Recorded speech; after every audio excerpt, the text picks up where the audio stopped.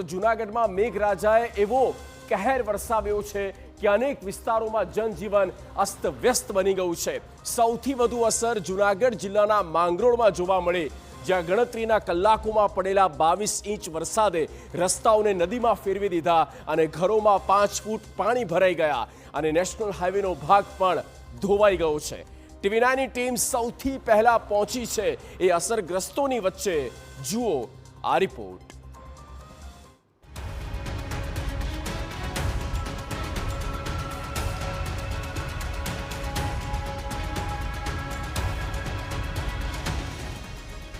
એક તરફ ખેડૂતો વરસાદની રાહ જોઈ રહ્યા હતા અને બીજી તરફ કુદરતે એવી મહેર વરસાવી કે તે જ મહેર અનેક લોકો માટે કહેર બની ગઈ। જૂનાગઢ જિલ્લાના માંગરોળમાં ધોધમાર વરસાદે માત્ર જનજીવન નહીં પણ રહેણાંક વિસ્તારો, રસ્તાઓ, પરિવહન વ્યવસ્થાને ખોરવી નાખી છે। જૂનાગઢમાં જોરદાર મેઘતાંડવ, માંગરોળમાં 22 ઇંચ વરસાદ। અસરગ્રસ્તોની વચ્ચે પહોંચ્યું TV9। TV9ના કેમેરામાં લોકોની હાલાકી।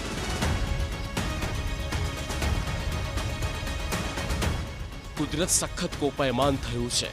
આવું જૂનાગઢ નહીં પણ ગુજરાતે નહીં વિચાર્યું હોય। મહેર ક્યારે થાય અને એની રાહમાં હતા લોકો અને ખેડૂતો। જ્યારે મહેર થઈ તો આ મહેર કહેર સાબિત થઈ અને ધડાધડ 22 ઇંચ વરસાદે બરબાદી જ કરી નાખી।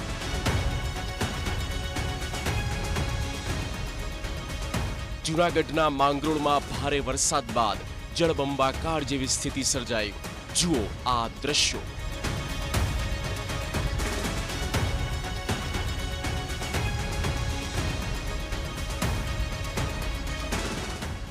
સોસાયટીમાં પાણીનો ભરાવો, બાળકોએ હોડીનો લીધો સહારો।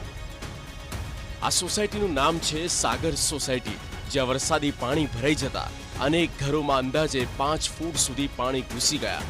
સ્થિતિ એવી બની કે સોસાયટીમાં અવરજવર માટે સ્થાનિકોને હોડીનો સહારો લેવો પડી રહ્યો છે। ઘરોમાં વરસાદી પાણી ભરાઈ રહેતા લોકોને ભારે હાલાકીનો સામનો કરવો પડ્યો। પાણી ઘૂસી જતા ઘરવખરી તેમજ અનાજ પલળી ગયું, જેના કારણે રહેવાસીઓને આર્થિક નુકસાન વેઠવાનો વારો આવ્યો છે।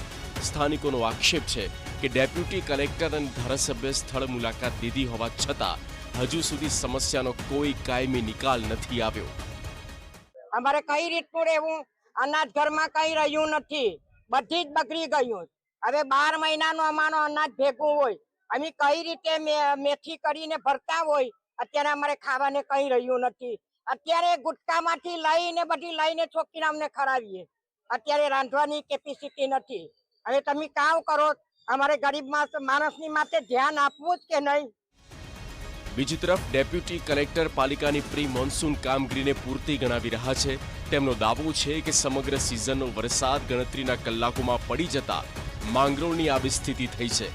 જો કે તેમણે થોડા જ કલાકોમાં સ્થિતિ પૂર્વવત થઈ જશે તેવો દાવો કર્યો।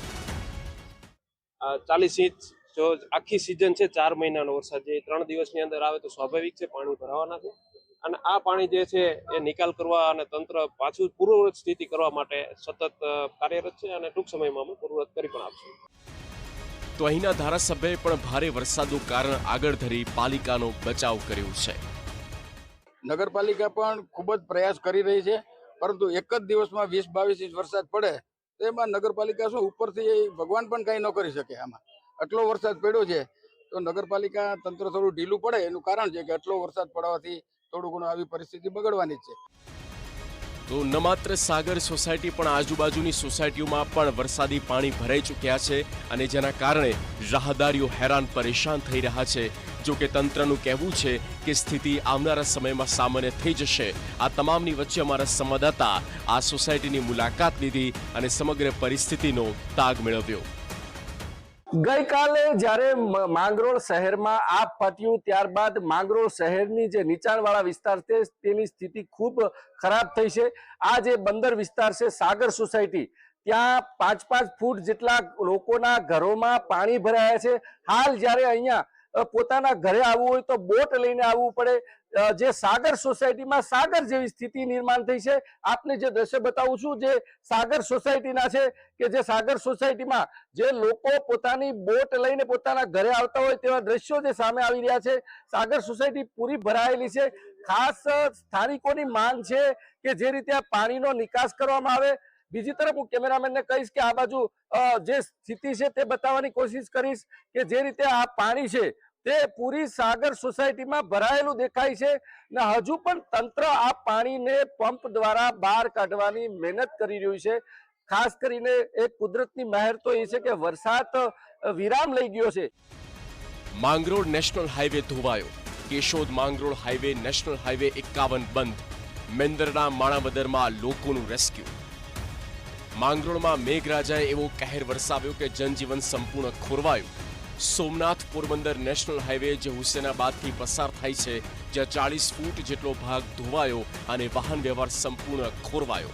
પરિસ્થિતિની ગંભીરતાને ધ્યાનમાં રાખીને તંત્ર દ્વારા રસ્તો બંધ કરવામાં આવ્યો અને સમારકામ શરૂ કરવામાં આવ્યું. સ્થાનિકો આ મામલાને લઈને ગંભીર આક્ષેપ કરી રહ્યા છે. તેમનું કહેવું છે કે અગાઉ જો બ્રિજ પર જાળી લગાવવામાં આવી હતી અને જેના કારણે વરસાદી પાણી સરળતાથી પસાર થતું હતું, પરંતુ હાલ બ્રિજ પર બનાવવામાં આવેલી પાળીને કારણે વરસાદી પાણીનું દબાણ વધ્યું છે, જેના પરિણામે આ સ્થિતિ સર્જાઈ હોવાનું સ્થાનિકોનું માનવું છે. ગઈકાલે જે માંગરોળ શહેરમાં આબ ફાટ્યા જેવી સ્થિતિ નિર્માણ થઈ છે. જુનાગઢ જિલ્લાની અંદર માંગરોળ શહેરમાં 20 ઇંચથી વધુ વરસાદ થયો છે. ત્યારે ઠેર ઠેર પાણી પણ ભરાયા છે. જે પોરબંદર સોમનાથ હાઈવે છે તેમાં પણ ક્યાંક ને ક્યાંક હાઈવે ઉપર ધોવાણ થયું છે. યાત્રિકો પણ ફસાયા છે.